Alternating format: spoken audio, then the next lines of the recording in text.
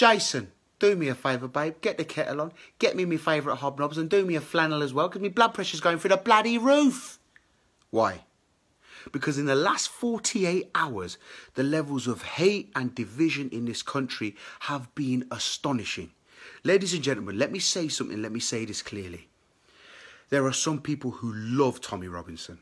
There are some people that cannot stand the guy. But let's just go into this and break this down and try and find out why people feel those ways. On the right-hand side, people that love Tommy Robinson. I agree with you, and I agree with Tommy when he raises issues like child sexual exploitation and grooming gangs. You are right, Tommy. Well done. That's a genuine concern of every parent and every sane person in this country. Islamic extremism.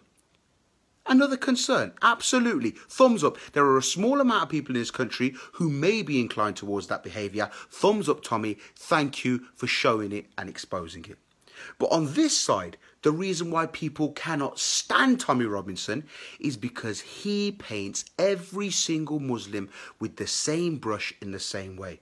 Some of you might be saying, nah, hold on, mate. He says it's not all Muslims. Well, let's break down to his terminology. He says things like, it's not all Muslims, but they all follow Islam, and therefore they are all capable of terrorism, child grooming, because their religion tells them to do it. Guys, just for a second. Can you understand how that makes innocent, tax-paying, law-abiding Muslims in this country feel? Just for a second. Can you understand how that makes us feel? That because we follow a religion that he says these evil sex offenders and terrorists follow as well, that we're all capable of the same thing because they've decided to do that with their lives. Innocent Muslims who are your doctors and your lawyers and your surgeons, the fella that drives you around in the cab, the geezer that cooks your flipping chicken tikka masala. Is he the same as a terrorist?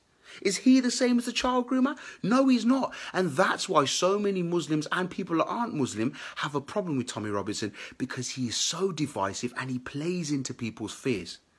Here's what I'm saying. I want to say it clearly now.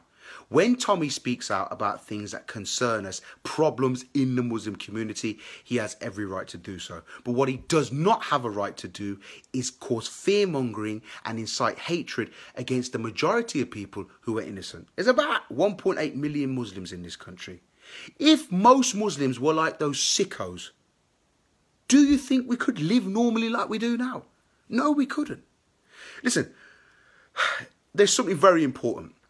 My neighbour taught me when I was a kid. She's Irish. Her and my old dear taught me this. And they said, you can disagree because that's life.